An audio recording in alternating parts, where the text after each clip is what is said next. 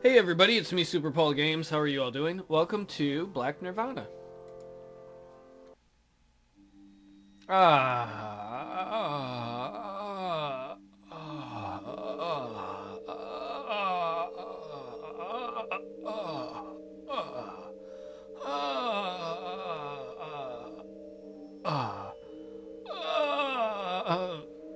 I gotta start over again. I was too busy doing the first line. Damn it. Main menu. Let's try that again.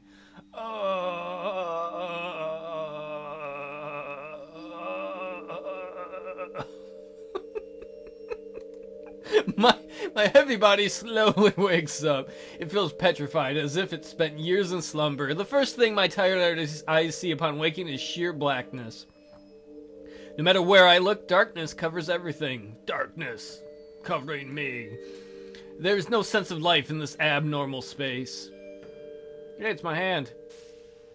Strangely enough, my body is perfectly visible to me. I must be my own light source. This doesn't look like a basement which eludes light, but rather resembles an empty room painted black.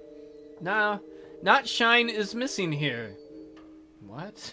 But rather matter to shine upon. This place is a void. My brain is a little void after reading that sentence. There is no visible floor beneath my legs. That would be scary. Staring into the nothingness that supports me is mind-wrecking, to the point where my legs threaten to collapse. Filled with hesitation, one leg sails forward. It's impossible to estimate how far the ground is, or whatever it is even exists. Nevertheless, my body doesn't seem to sink into this black sea, meaning I can walk around. And I can funk a dance like a chicken walk. Do I actually progress anywhere with this walk? The question needles me each and every time I examine the environment. Ow, ow, it's needling me. If I jizz, will someone turn on a light and it'll be embarrassing? Or is it okay to jizz into the void?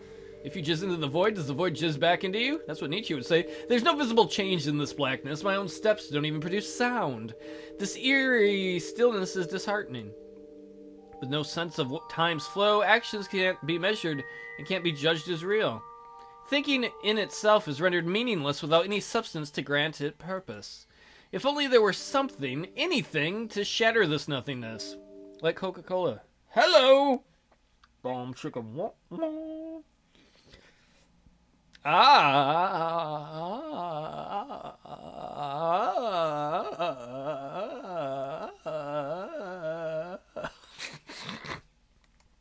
As my eyes sharpen their focus, they spot a fading figure. Well, her figure's not fading. She's not that old. A fragile, pale girl is sitting on the floor. She wears a sad expression as her body language conveys withdrawal. Her existence appears so faint that it's possible to miss her, even in this nothingness. Sorry, miss. My voice dimly calls out to the frail girl. There's fear seated in my heart. Perhaps she's just a vision I created to kill the nothingness that stretches throughout this space. The moment I'll attempt to reach out to her, she might simply fade away.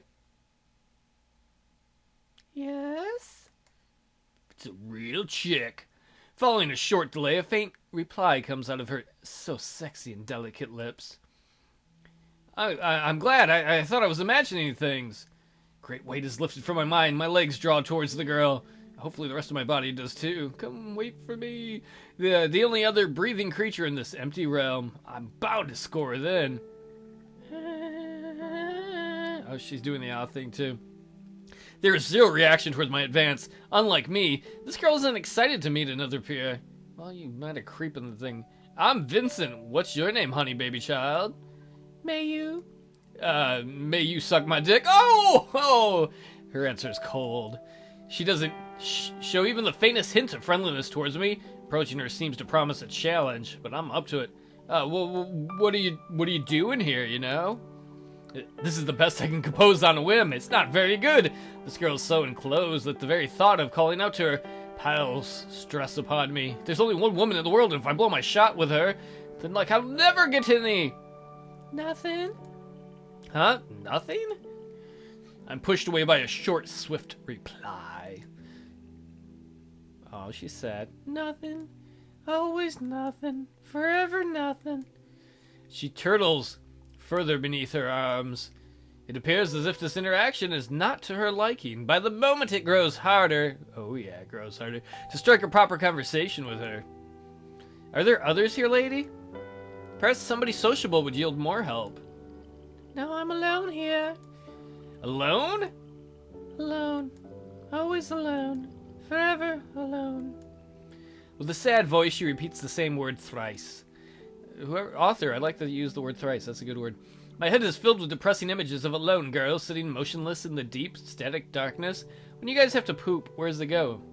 Do you stumble on it in the dark and you can't see it?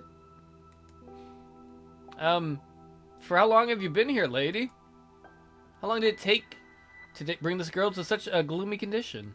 She appears depraved of life itself, like an empty shell. So for how long have you been here?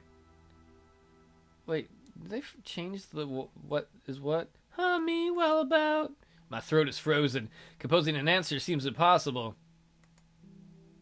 Time has no meaning in this detached void, or did we switch from her perspective? This question is her own way of answering the one I threw at her. Oh, she must have said the same thing back to us. She must have been here for a long while, however that length can't be measured by human senses. Say, may you? What? Is there a way to get into is there a way to get out of here? Is there an exit? It's about time for me to give up. Wow, he gives up easy. If she has said I'm pushing everything unfamiliar away, I will not insist on fighting her. She takes her time. Gradually, she raises her head and gazes at me with her empty eyes. She's kind of cute.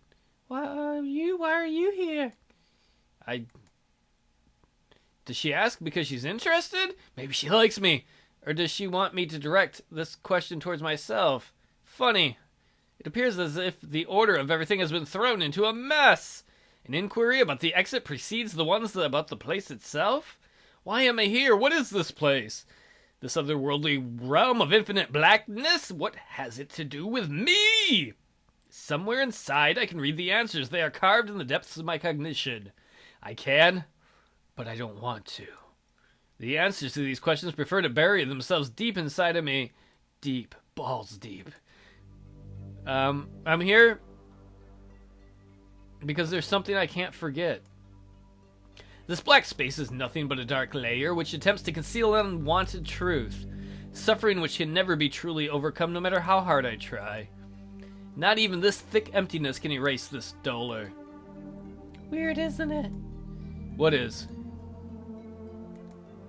You came here to isolate yourself, yet you seek the exit. You escaped into this detached place only to try reaching out to the brutal reality you ditched. I can't understand this. I wish I could do a better girl's voice, because I really like the writing in this thus far. She speaks not of me. Her words aren't directed at anybody in particular. There must have been others before me, and all of them yearned for the same. Yearn! The moment you understand the weight of what you seek, if you still choose to reach out to it despite the pain, then you should be able to see it. With that, she sinks into the space between her arms. That action implies that no further words of guidance will be bestowed upon me. The deep scar that hides beneath my flesh, my mind must come to terms with it. Only by accepting it as a part of myself and mustering the strength to go onward while bearing it, I'll be able to leave this realm of denial. Come back! I wanted to score. In order to concentrate, I avert my eyes from the girl. Her appearance is like a mysterious painting which arises many questions yet provides no straightforward answers. If I wish to focus on my own situation, I must erase the picture from my mind. My fists are clenched. Trembles overflow my skin as I recollect torn pieces of my own trauma. I've been cast into this darkness. No, I have cast myself in here. It was my weak mind that hoped to escape everything, to exist without suffering. Now, after tasting that nothingness served by this escapism, I wish to go back. As if answering my resolution, a window carves itself in the black space. Through its opening, a contrasted world can be seen. Sheer whiteness, intense and bright, the sight of which stabs my eyes. Is that it? The white land beyond the window? To ensure that I'm on the right track, I request a confirmation from Mayu. She She's not much of a conversationalist. She remains silent. She will not aid me further. My legs drive toward the window. The blazing land beyond this window's frame must be my destination? Even without being clearly stated by anyone, my cognition recognizes it as such. This burning land is exactly what I both fear and yearn for, in an unbearable heat which both touches you, oh, touch me, and gives you a sense of existence. I want to have a reason to exist. I want to live. Driven by natural curiosity, my arm is quick to raise toward the white horizon. My fingers hunger for the fruits of my own resolution, for the taste of warmth that is alien to this cold darkness. Ah! As my hand dives into the window, it's fiercely attacked by an unbearable heat. The devouring fire makes my sensory cry in agony. My flesh melts under the inferno that intensely dances on my palm. The hand rapidly retreats back into safety, into harmless darkness. My leg follows suit, distance me as much as possible from the fierce flames. That was unexpected. Once decent distance is paved between me and the window, the hellish experience succumbs. The flame lifts its grasp, leaving me a burnt lump of meat. My mind was ready for a toll. However, the pain was stronger than any I could imagine. The mere sight of my deformed skin keeps hammering my cognitive ache. To stop this imaginary aftershock, I erase the hand from my sight. Instead, I direct my gaze toward the exit, now located far away. I'm back to my starting point. Though invisible to me at this time, the exit is definitely located by the end of that white ordeal. But is it possible to reach out? Will I not be reduced to ashes by the violent hell dwelling within inside? I don't understand how people can willingly hurt themselves such. Her mumbling serves to deprave my confidence. My determination slowly sinks into the darkness that coats me. While I gently soothe my injured hand, my mind twists with conflicts. Mayu's choice to remain chained to this world is now perfectly comprehensible. The claws of doubt dig into me as well. Without any insurance, how can one dive into the flames? Instincts would do everything in their powers to push away from such path. It's impossible. Tackling such suffering is beyond my ability. Just as the girl behind me, I can't bring myself to step into this madness of a realm. That place flickers so lively, yet promise you nothing but pain. Entrusting yourself to its care while unquestionably swallowing the pain it rains upon you is nothing short of insanity. Insane in the membrane. Insane, got no brain. Reading my conclusion, the window erases itself from my sight. Following my decision, it has lost its meaning in this world.